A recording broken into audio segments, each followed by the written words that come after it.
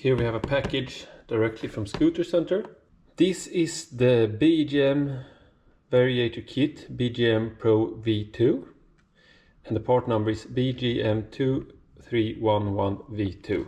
I'm going to install this kit on my Vespa 300 GTS HB2. And we're going to see if there's any difference in performance. Opening this up, it looks like this. We have two different sets of rolls. We have these that are 13.5 grams each, and that's the ones I'm going to use. We also have these that are 11.5 grams, but these are for the smaller bikes.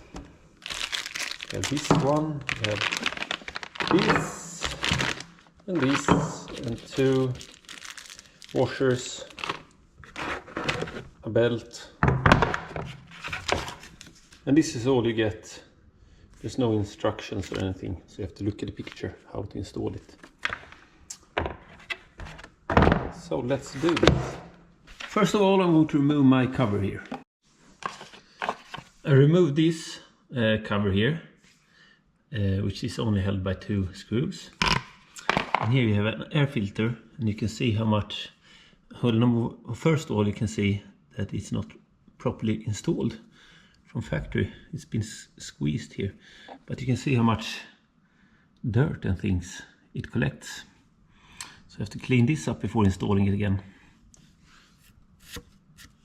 So now I can continue this one.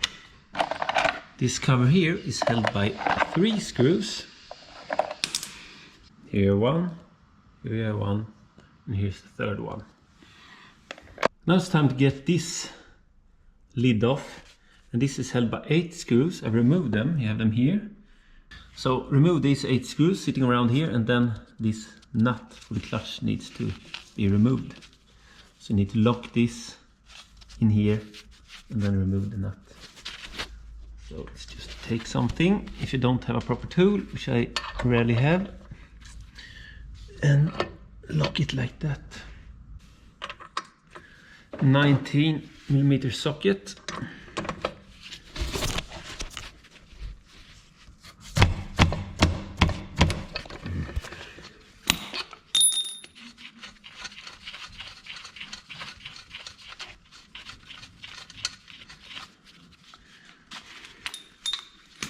Now this should come off fairly easy. Oops, don't lose that.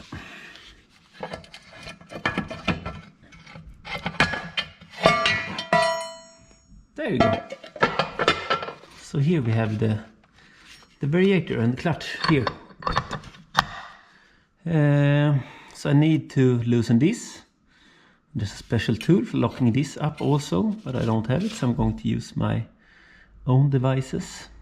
Now this came off really easy with the impact wrench. Here we have 2 washers.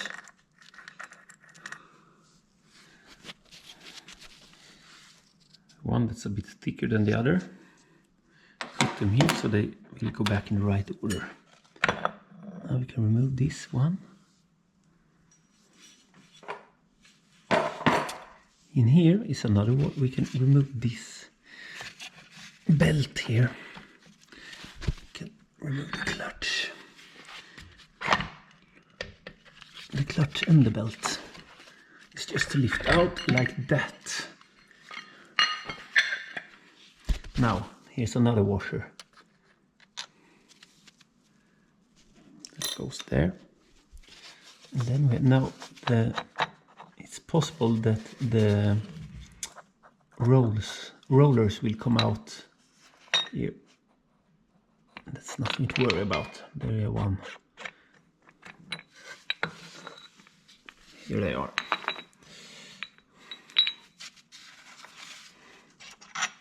And this one. And this one here. Like that. Comparing the old one to the new one, first of all you can see this tap here has the same height, it's no different. But here you can see that the old one, stops quite early, and this one can go further. And let me see, put on the roadside. If it's possible to see here, you have the edge here where it stops, whereas this goes all the way, there's no edge. But now I can take my new 13.5 gram rollers and put them in the new one.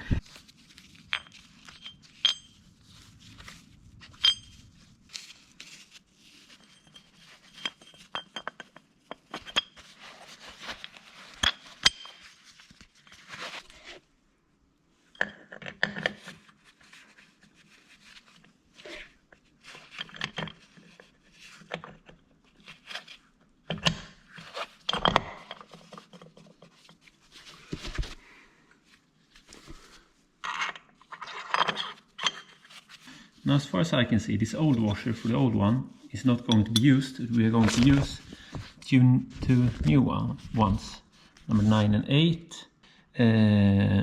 One that's 1 millimeter and one that's 1.3 millimeters. And the one that's 1.3 millimeters, there is only one. It's this one. This goes in first, like that. And these two are the same. This is the next one, like that. Now that the variator is in place with the new rollers and this tap here, we're going to continue with putting the clutch back in, and we need to put the belt in. And check that the belt has no direction arrow. This hasn't any arrow, so you can put this either way. And you need to get this belt in a bit in the clutch, so that means you have to pull the clutch apart a bit to get the belt in. Let's see if I can show you this. What I mean is that if you can see, you can pull this, and that means that you can get the belt further in. You might need to be 2 persons to one to put in the belt and one to pull the clutch apart like this. Now that this is in place, they want me to use the 3rd washer out here. But I mean, look at this. The hole is way too big, so I don't see any reason for that. And then we're going to use the thick old one, which, if you compare them, the size of the holes, this fits very well. This doesn't, and this is also, there were 2 ones if you remember, so these are the 2 original ones. I'm going to use them because this is not going to work out well, so I'm going to use these, put my nut back on, and I'm going to use just a little bit of thread lock to it to make sure it doesn't come off. Just a little bit, not much. We can put this back in place now also, like so. So, put this in place. I'm going to use my impact wrench, clean everything up, and then we're just going to put everything back together.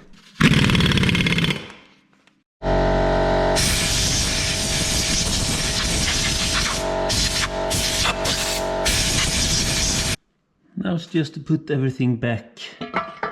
So that's how easy it is to change the variator. As I said, there was 8 screws in total.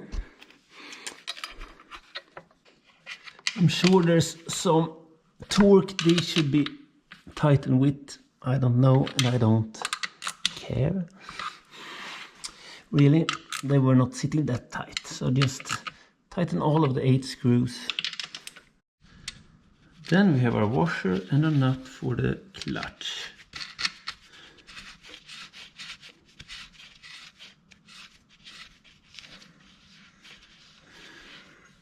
So I have to lock this up again and then put it in real tight. Now that that is done, we can put this cover back. And as you might remember, this was held by 3 screws. And the screw in the bottom here is also going to hold this bracket for the hose. Now I have to clean this filter out, and you can see this is all damaged because it was put in the wrong way from the factory. But I'm going to use it anyway, so I'm going to clean it up. That's it, it's installed. This is the old one. This is the old belt and all the parts. So now I'm just going to get some wheels on this machine because I'm putting on some new tires. And then we're going for a test ride to see if we can feel any difference in performance. Here you can see on the original belt what I was talking about the direction of the belt. You can see that you have 3 arrows here. It's not that easy to see, but here you have 3 arrows pointing forward, so this would go this way. But as I said, on the new belt there was no direction what I could see, so always think about looking for these arrows when installing a new belt.